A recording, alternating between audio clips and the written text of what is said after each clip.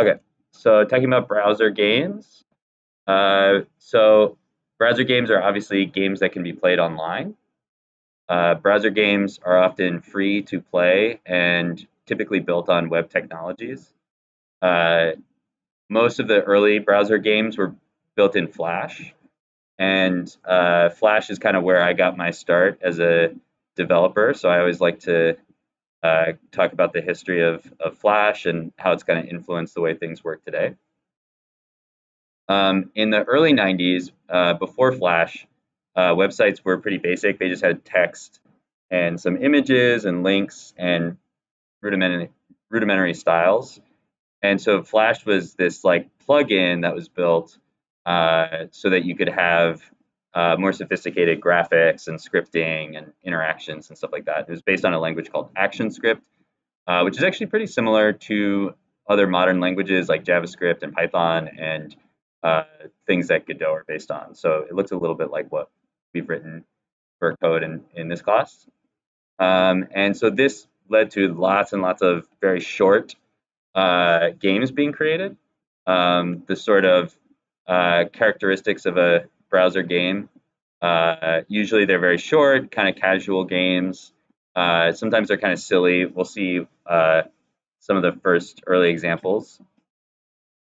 So one of the first websites, Newgrounds, which is still around, it's still actually a pretty popular gaming site.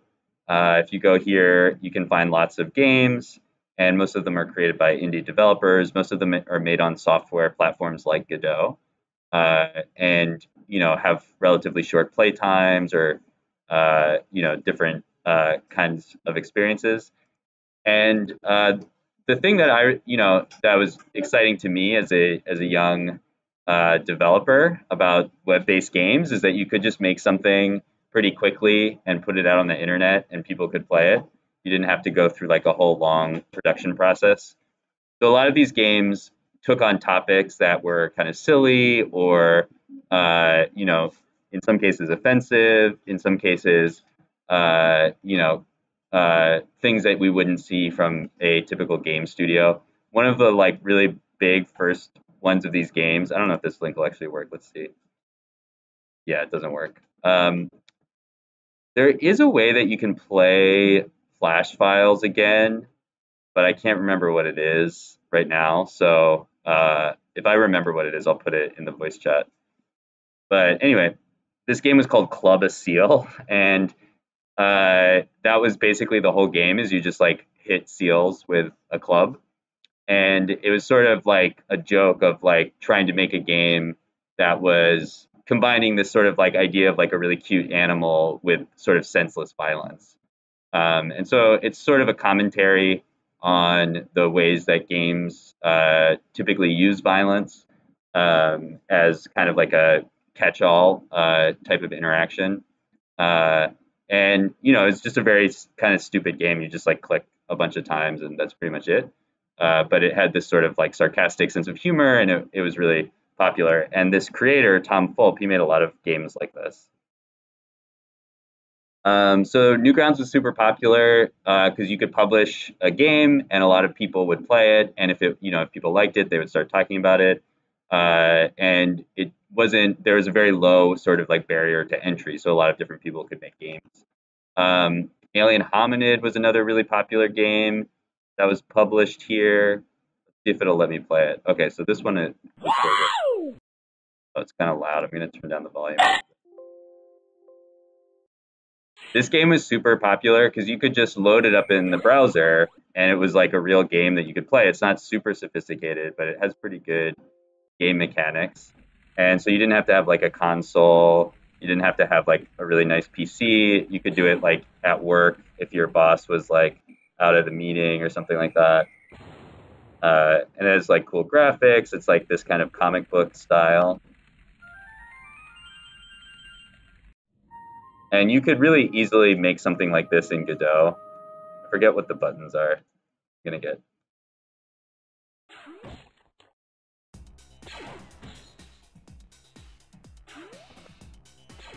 Uh-oh. I didn't read the instructions. Can I reload this? Uh-oh.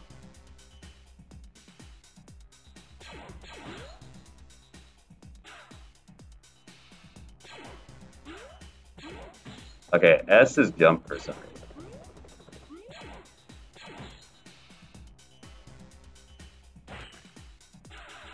And there's A is shoot.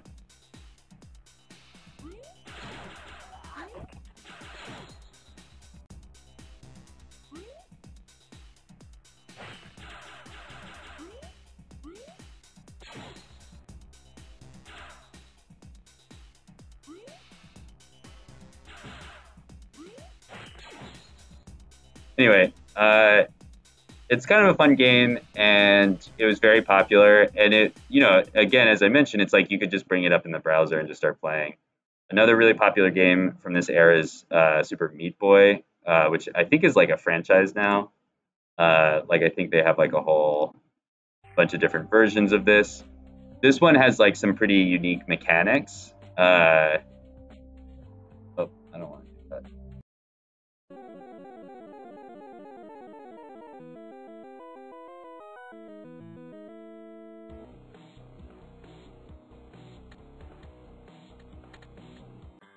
And you can like build maps and stuff like that. It has a lot of the hallmarks of an early indie game.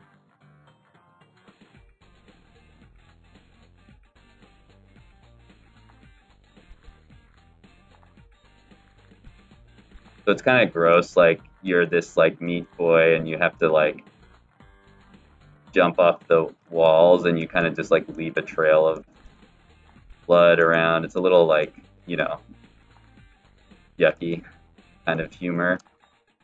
But it has kind of a cool physics going on and very simple. But you could play this for a long time. It has good physics dynamics and very simple levels, so it's easy to make levels and have lots of levels. So that's another example.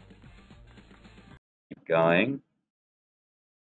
So another type of game that became really popular during this time is games like Bejeweled or other types of what are called casual games, which are games that don't require the same.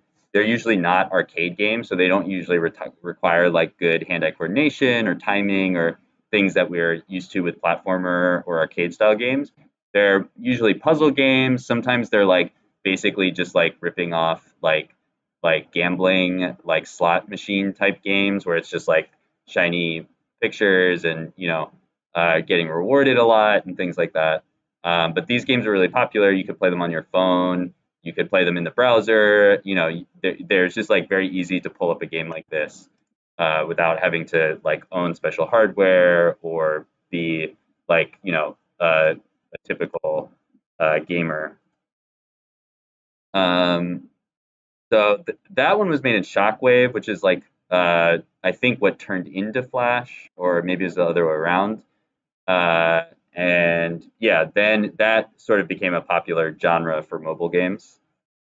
Um, Another game. So this is I think I showed another game by this developer during the indie games lecture. But another Flash game that made kind of a big splash is you play as like the McDonald's Corporation. So it's sort of like a sim game, but it's also making sort of commentary on like corporate America and capitalism and stuff like that. So as playing as the sort of like I don't know if you're like the CEO or what your role is of McDonald's. You realize that there's all these kind of like unethical decisions that you have to make, and so it's sort of a political commentary. So again, the type of thing that you wouldn't get to publish unless you were an indie game developer. Uh, and this studio, who I think is just mainly one guy, Malindustria, makes a lot of these types of political messaging type games, and I think he does them all in P5 now. But he used to do them in Flash, and there's a lot of he's made a lot of good ones over the years. You can see he has an article about Flash going away. Uh, so I like his games a lot. Those are a good developer to check out. Whoops. So yeah, in 2007, when the iPhone was released, they decided not to support Flash. And so then all the other companies said that they also wouldn't support it. Adobe said they would stop releasing new versions of Flash, but it was still really popular up until 2020 when most of the major browsers finally said they're not going to support Flash anymore. And so we actually used to teach a lot of classes using Flash because it's a really easy way to build a multimedia application or a game and do most of the art in an editor, but also be able to add scripting. But as we've talked about before, a lot of tools have come along that have replaced Flash, things like Unity and Godot, which can build for lots of different types of platforms. So HTML and JavaScript come along and they make a lot of changes to JavaScript to make it easier to build graphics and gameplay into the browser.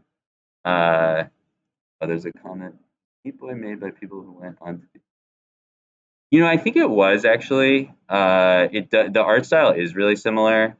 Let's check. Super Meat Boy. Okay, so that's made by Team Meat. I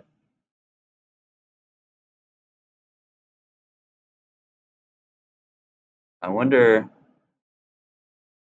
It does look really similar. I'm not sure. Let's just see. Okay, Meat Boy, Binding of Isaac. Cube of Meat, Binding of Isaac.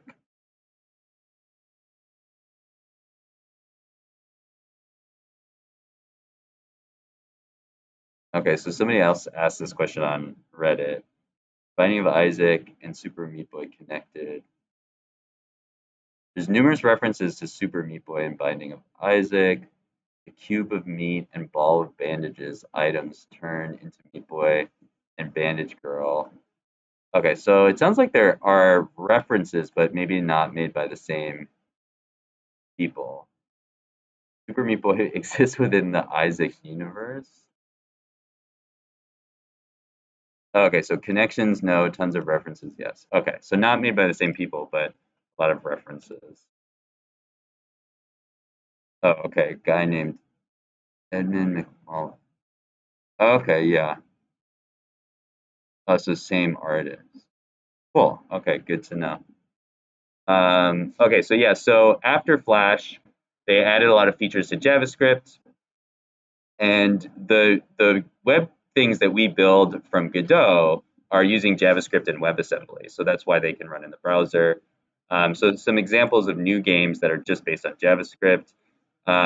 This is just a video because this isn't live anymore, but the kinds of things that they could do, since JavaScript could connect with other data on the web, was make this like Google Maps cube where it's like I forget the name of those games where you have a cube, you have like a marble on a board and you have to like direct it through a maze, but they turned Google Maps into one of those games.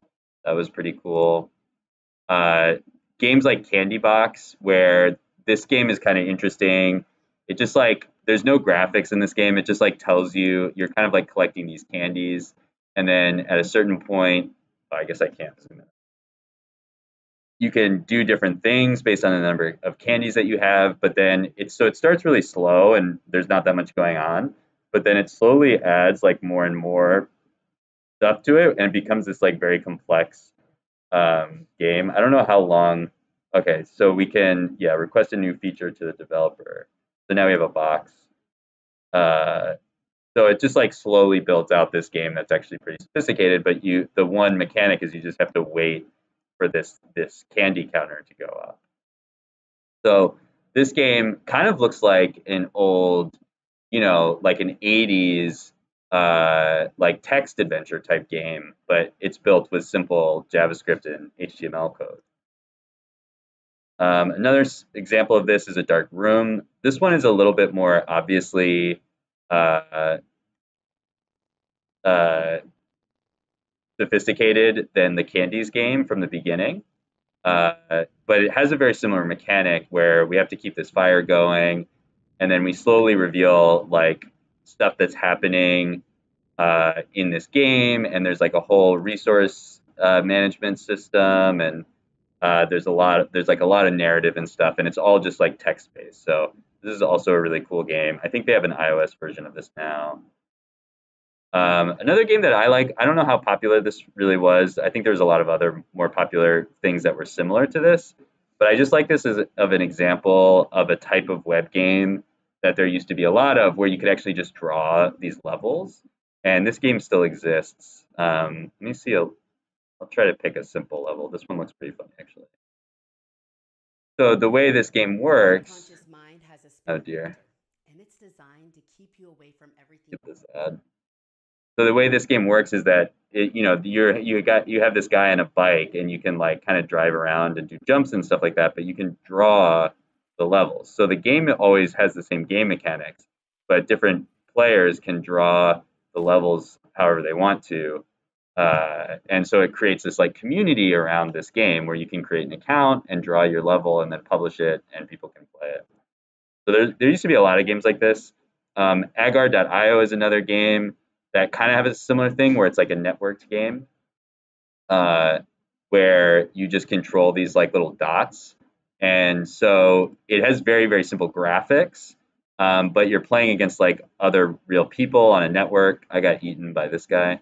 And so there's a lot of games that this game was really popular, and then it spawned like a million clone games that like have the same graphics style and same basic mechanics, that were popular for a while. So then new sites that worked with these new technologies started showing up, like itch.io, which we're using, Unity and Godot, as I mentioned. And so that kind of takes us to where we are today, where it's very easy to publish a game on the web, and there's tons and tons of games on the web. Like if we look at HTML5 games on itch.io, there's 250,000 different games. Um, and so it's very there's all these new tools that make it very easy to publish on the web. So we can just play a game directly in the browser. It's very fast, and the level of sophistication now with Godot and Unity and other things is like really, really like we have games on the web that look like games that would have had to be on a high end PC 10 or 20 years ago. Okay, so that is a short history of browser games. So I'm gonna